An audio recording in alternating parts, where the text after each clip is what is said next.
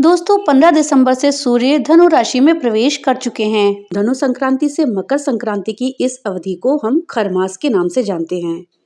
इस दौरान कोई भी हम मांगलिक काम नहीं करते हैं, कोई भी शुभ कार्य इस समय में नहीं किए जाते हैं, क्योंकि इस समय सूर्य की गति धीमी होती है और धीमी गति यदि सूर्य की होती है तो कोई भी कार्य करना शुभ नहीं होता है। इसलिए इस समय में कोई भी हम मांगलिक काम नहीं करते हैं। इस समय में हम पूजा पाठ, पवित्र नदियों में स्नान, दान और सूर्य की पूजा करते हैं। इस महीने में सूर्य की उपासना करना बहुत ही अच्छा माना जाता है। अगर हम खरमास के महीने में सूर्य देव की पूजा करें तो ये हमारे लिए बहुत ही फलदायी सिद्ध होता है।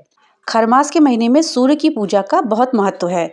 तो दोस्तों इस वीडियो में हम जानेंगे कि खरमास के महीने में सूर्य देव की अगर हम पूजा करें तो उससे हमें क्या लाभ प्राप्त होता है और इस पूजा का क्या महत्व है, साथ ही हम किस तरह से सूर्य देव की पूजा करें कि वो हमसे प्रसन्न हो और हमें उचित फल प्रदान करें। इस जानकारी के लिए वीडियो को लास्ट तक देखिएगा। वीडियो अच्छी लगे तो लाइक और ज़्यादा से ज़्यादा शेयर करिएगा और हाँ, अगर चैनल पर नए आए हैं तो चैनल को सब्सक्राइब करना मत भूलिएगा और अपने विचार हमें कमेंट बॉक्स में लिख करके जरूर बताइएगा। दोस्तों ये खरमास का महीना आखिर होता क्या है? दोस्तों खर शब्द संस्कृत का शब्द है जिसका अर्थ होता है गधा।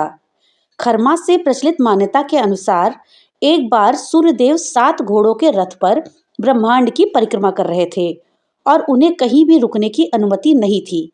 कहा जाता है कि अगर वो रुक जाते तो उसी दिन सारी गतिविधियां बंद हो जाती।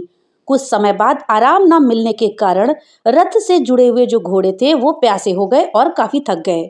ये देख करके सूर्य देव ने तनाव में आकर रथ को नदी के तट पर खड़ा कर दिया ताकि घोड़े अपनी प्यास बुझा सके और थोड़ा आराम कर सके। अचानक सूर्य देव को पता चला कि अगर उन्होंने अपना रथ रोक दिया तो पृथ्वी पर सारी गतिविधियां बंद हो जाएंगी और परेशानी हो जाएंगी। तभी सूर्य देव ने तालाब के किनारे 2 गधों अर्थात खर को देख लिया। उन्होंने सब घोड़ों को पानी पीने और आराम करने के लिए छोड़ दिया और दोनों गधों को अपने रथ से जोड़ लिया जिससे कि वो रुके नहीं। लेकिन गधों ने रथ को धीमा चलाया क्योंकि गधे की चाल घोड़े की चाल से धीमी होती है। लेकिन 1 महीने का चक्कर किसी तरह से पूरा हुआ और घोड़ों ने आराम कर लिया। अब उन्होंने अपने रथ के साथ अपने घोड़ों को जोड़ लिया और पूरे साल ऐसे ही चलते रहे।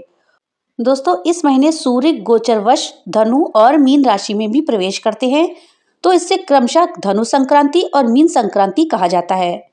सूर्य किसी भी राशि में लगभग 1 महीने तक रहते हैं। सूर्य के धनु राशि और मीन राशि में स्थित होने की अवधि को ही मलमास या खरमास कहा जाता है।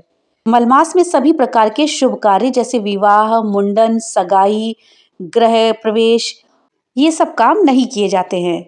इस पूरे महीने में हमें व्रत करने चाहिए, उपवास करने चाहिए, साथ ही आपको सत्संग सुनना चाहिए और इसके साथ हवन इत्यादि करना चाहिए। इस महीने में व्रत, हवन, उपवास इत्यादि का बहुत ही महत्व होता है और पूरे महीने हमें सूर्य देव की आराधना करनी चाहिए।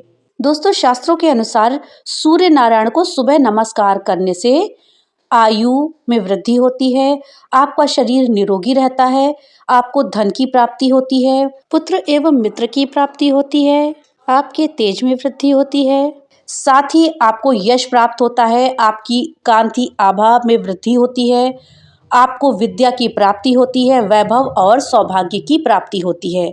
इसका मतलब अगर आप सूर्य देव की आराधना करते हैं तो आपको इतने सारा लाभ प्राप्त होता है और साथ में मृत्यु के बाद सूर्य लोक की प्राप्ति होती है। दोस्तों हमें सुबह सुबह सूर्य को जल का अर्घ्य देना चाहिए। जब हम सूर्य देवता को जल चढ़ाते हैं तो जल की धार को सूर्य की रोशनी में जब हम देखते हैं तो ऐसा देखने से नेत्रों की रोशनी बढ़ती है। तो अगर आपको चश्मा लगा हुआ है या आपके नेत्रों में कोई प्रकार का कष्ट है तो आप इस तरह से अगर सूर्य देवता को सुबह सुबह जल देंगे और उस जल की धार को आप देखेंगे सूर्य की रोशनी में तो आपको आंखों का लाभ प्राप्त होगा। आपकी आंखों की रोशनी बढ़ेगी तथा जो आंखों में विकार आपके हैं वो भी ठीक हो जाएंगे। दोस्तों भविष्य पुराण के ब्राह्म पर्व में श्री कृष्ण और सांब के संवाद में बताया गया है कि जो भी भक्त पूरी श्रद्धा और भक्ति के साथ सूर्य देव की पूजा करता है उसे ज्ञान की प्राप्ति होती है। ये बात श्री कृष्ण ने स्वयं सांब को बताई थी। सांब श्री कृष्ण के पुत्र का नाम है। श्री कृष्ण ने कहा था कि स्वयं मैंने भी सूर्य की पूजा करी और इसी के प्रभाव से दिव्य ज्ञान की प्राप्ति हमें हुई है। दोस्तों अब हम जानते हैं कि सूर्य देव की पूजा हमें कैसे करनी है। खरमास के महीने में हम किस तरह से सूर्यदेव की पूजा करें जिससे कि हमें उचित फलों की प्राप्ति हो। दोस्तों, सुबह स्नान के बाद भगवान सूर्य को जल अर्पित करना चाहिए। इसके लिए हमें तांबे के लोटे में जल भरना है। फिर उसके बाद इसमें चावल, लाल फूल और गुड़ डालकर सूर्य को अर्घ्य दें। जल चढ़ाने के बाद सूर्य मंत्र का जाप करें। सूर्य मंत्र है ओम सूर्याय नमः, ओम भास्कराय नमः, ओम आदित्याय नमः, ओम दिनकराय नमः, ओम दिवाकराय नमः। इन मंत्रों का जाप हमें करना चाहिए। उपासना में धूप दीप जलाएं और सूर्य का पूजन करें। इसके अलावा शुभ फलों की प्राप्ति के लिए सूर्य से संबंधित चीजें जैसे कि तांबा का बर्तन, पीले या लाल रंग के वस्त्र, गेहूं, गुड़, माणिक्य, लाल चंदन, इन सब चीजों का दान करें। खरमास के महीने में इन सब चीजों का दान करने से हमें लाभ प्राप्त होता है, हमें पुण्य फल की प्राप्त होती है। इनकी आराधना करने और जल के द्वारा अर्घ्य देने से हमारे जो सभी दोष हैं, हमारे जीवन में जो भी दोष लगे हुए हैं वो खत्म हो जाते हैं। दोस्तों, पापनाशक और पुण्य वृद्धि कारक भगवान सूर्य को सूर्यदेव महाभाग त्रयोक्त तिमिरापः मम पूर्व कृतं पापम क्षम्यताम परमेश्वरः, इस मंत्र को पढ़ते हुए अर्घ्य देने से आयु, विद्या, बुद्धि और यश की प्राप्ति होती है। दोस्तों, अगर आप चाहते हैं कि आपका स्वास्थ्य अच्छा रहे, आपको अच्छी शिक्षा मिले, आपकी संतान अच्छी हो, आपको मान सम्मान, यश, कीर्ति की प्राप्ति हो, समाज में आपका मान सम्मान रहे, आप जो भी प्रतियोगिता में भाग ले उसमें सफलता मिले, आपका जो करियर है उसमें कामयाबी मिले, तो इसके लिए आप प्रातः सुबह उदय होते लाल सूर्य की आराधना करें। जब सुबह सूर्य की निकलता है उस समय आप उनकी आराधना करें तो आपको इन सब चीज़ों की प्राप्ति होगी।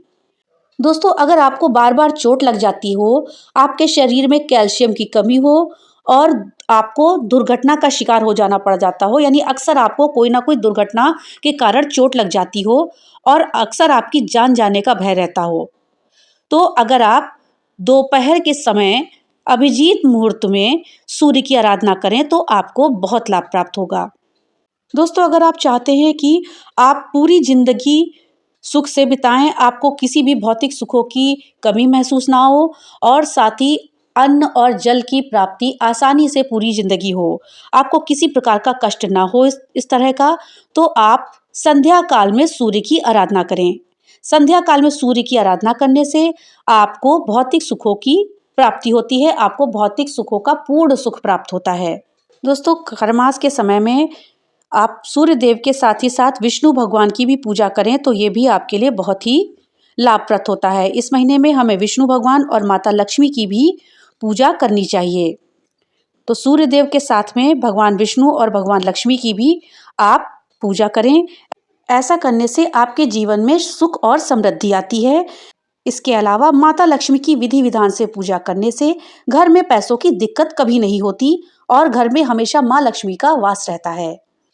तो दोस्तों, इस खरमास आप भी सूर्य देव की आराधना सच्चे दिल से करें। ऐसा करने से आपको उचित फलों की प्राप्ति होगी। साथ ही विष्णु भगवान और माँ लक्ष्मी की भी पूजा विधि विधान से करें। तो मिलते हैं अगली नई वीडियो के साथ, तब तक के लिए राधे राधे।